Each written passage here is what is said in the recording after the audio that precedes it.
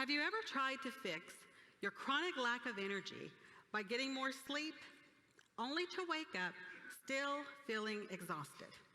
If that's you, here's the secret. Sleep and rest are not the same thing. We have incorrectly combined the concepts of sleep and rest, and in doing so, we have dumbed down rest to the point it appears ineffective. You see, sleep is only one part of the big picture. It's only one of the 7 types of rest. Many of us are going through life thinking we have rested because we have slept, but in reality, we are missing out on the other types of rest that we need. The result is a culture of high-achieving, high-producing, chronically tired, burned-out individuals. Many of us are suffering from a rest deficit because we do not understand the power of rest. Rest is the most underused, chemical-free, safe, and effective alternative therapy available to us. Every activity you do requires energy, and most of that energy is not merely physical. When your boss calls you into the office to discuss a problem, you steel yourself for the potential conflict, and in doing so, you draw from your emotional and social energy. When you're stuck in traffic, you're using mental and sensory energy to process your surroundings. And when your teen asks for your car keys, you draw from your creative and spiritual energy as you pray for a great excuse to say no.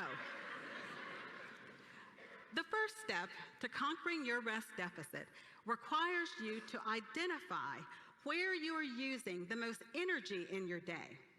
Then, you can focus your attention on getting the type of rest needed to restore those specific areas. Rest should equal restoration in one of the 7 areas.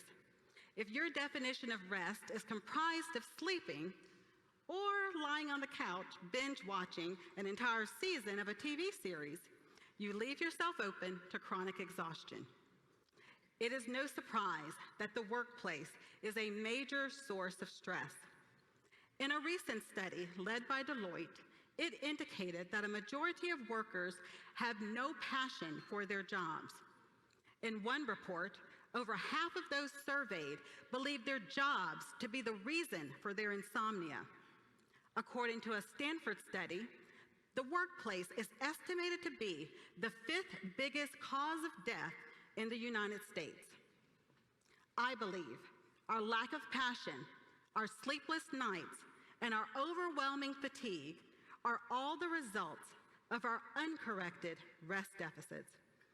So once you identify that you have a rest deficit, the next step is to learn about the 7 types of rest and how to get more of each of them. Do you know that coworker who comes to work every day with a huge cup of coffee?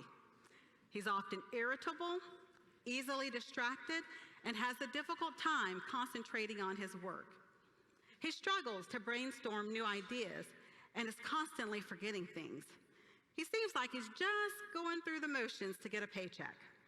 When he goes home at night to go to sleep, he has a hard time turning off his brain as conversations from the day fill his thoughts. Eventually, he does fall asleep, but despite sleeping 7 to 8 hours, he wakes up feeling as if he never went to bed.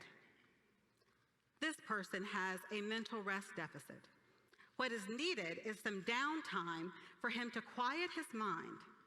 But the good news is he doesn't have to quit his job or go on vacation to accomplish this. Mental rest can be achieved by putting technology to work for you. He can schedule short breaks to occur throughout his workday every 2 hours. These pre-planned breaks will remind him to stop and slow down long enough to calm his mind. Mental rest techniques can also include keeping a notepad by the bed to jot down those nagging thoughts that keep a person awake at night. Our burned out coworker is also in need of more sensory rest. The bright lights, computer screens, The background noise of phones ringing and multiple conversations going on in the office can all cause our senses to be overwhelmed. If left unchecked, this can lead to sensory overload syndrome. But this can easily be avoided by something as simple as closing your eyes for a few moments in the middle of your busy day. Next, turn off the radio on your drive home from work. And intentionally unplug from your electronics at the end of each day. These intentional moments of sensory deprivation can begin to undo the damage inflicted by our overstimulating world. The third type of rest is creative rest. This type of rest reawakens the childlike awe and wonder inside of each of us. Do you recall the first time you saw the Grand Canyon, the Great Lakes, the beach, or Niagara Falls? Allowing yourself to take in the beauty of these settings are all moments of creative rest. But creative rest isn't simply about appreciating the beauty of nature. It also includes time spent enjoying the arts. You can transform your workspace into a place of inspiration with images of places you love and works of art that speak to you.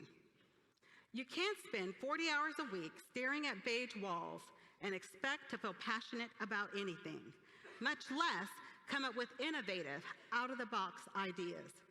Creative professionals understand this, and that's why their office space tends to look like this and not like this.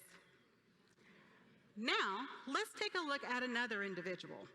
This is that friend everyone thinks is the nicest person they have ever met. It's the person everyone depends on, the one you would call if you need a favor, because even if they don't want to do it, you know they would give you a reluctant yes rather than a truthful no. They hate confrontation and would do anything to avoid it. But when they are alone, they often feel unappreciated and as if others are taking advantage of them. This person is in need of more emotional rest, so she can freely express her feelings and eliminate exhausting, people-pleasing behavior. Emotional rest would require her to have the courage to lean into the uncertainty of authenticity. An emotionally rested person answers the question, "How are you today?" with a truthful, "I'm not okay," and then shares the hard things that often go unsaid. An emotional rest deficit and a social rest deficit often coexist. This occurs when we fail to differentiate between those relationships that revive us from those that exhaust us. Research suggests we have mirror neurons that allow us to receive the emotional information of others. So if you surround yourself with negative, depressed people, you will soon start feeling like them. To experience more social rest, surround yourself with positive, supportive people. Make time for friends who want nothing more than to be in your presence, and eliminate those relationships that are just virtual from being your priority, and prioritize face-to-face relationships. The final type of rest is spiritual rest, which is the ability to connect beyond the mental and the physical, to have a deep sense of longing, belonging, love, acceptance, and purpose. Engage in something greater than yourself in your day-to-day routine, such as prayer, community. So you see, sleep alone could never restore us to the point where we feel rested. For the past 5 years, we have been discussing a sleep revolution, and we are just as tired as when that conversation first began. Now that I've shared the 7 types of rest, it's time we begin to focus on getting the right type of rest. It's time for a rest revolution. Thank you.